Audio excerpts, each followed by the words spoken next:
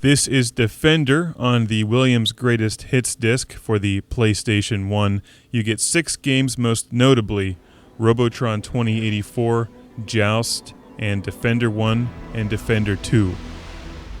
This is the closest that I could find in my collection to the arcade version of Defender. I've previously reviewed Defender for the ColecoVision and Defender for the Atari 2600.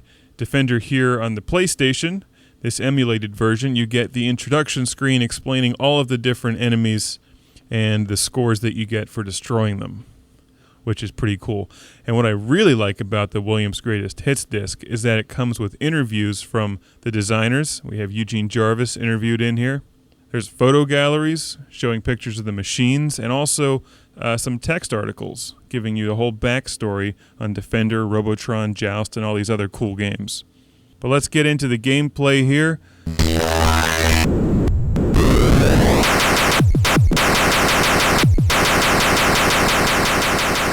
It's been a long time since I've seen an actual stand-up Defender arcade machine. Defender came out in 1980, and I believe that it had a button that reversed your ship's direction. You don't have that here on the PlayStation version. You shift direction by pushing left or right. At times I found the controls to be a little sticky, and it wasn't my controller. It actually seemed like I had to push the button twice sometimes to get the ship to change direction. I prefer to play Defender like I was playing it on my Atari 2600 review with an arcade joystick rather than a gamepad. But to play a game like Defender, at times you have to make sacrifices because it's worth it. This is one of the best video games ever created.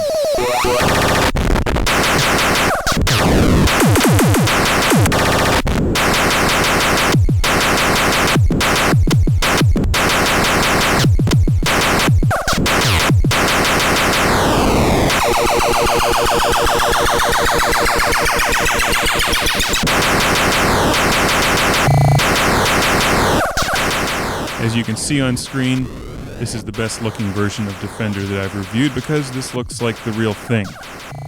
It's fast, it's furious. It's been a while since I've played this.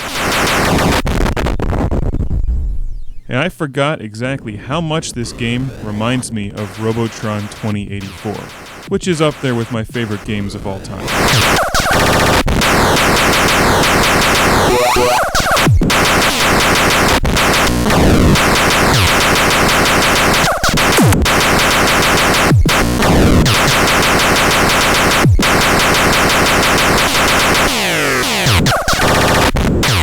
It starts off fairly easy for the first minute or two, and just like Robotron, which was also created by Eugene Jarvis, the difficulty level shoots up dramatically.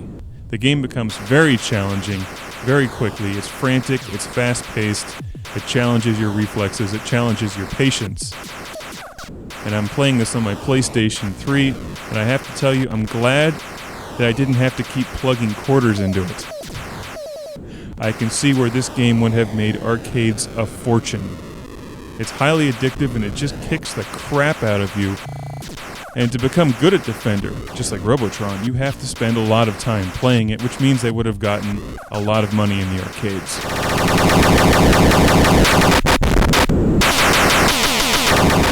Many of the sound effects are actually shared with Robotron 2084, so I kept having visions of the brain things shooting missiles at me.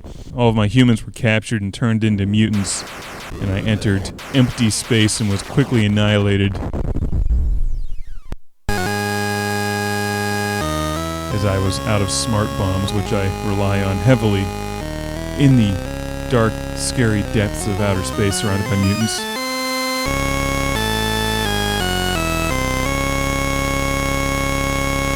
One last thought, why don't games sound like this anymore? I don't care how fancy and how realistic they get with the new games, nothing compares to the sound effects from early 80s arcade games. Especially this one. If you want Robotron 2084, Defender 1, Defender 2, and Joust, pick up the Williams Greatest Hits disc for the PlayStation. Works on your PS2 and PS3 also.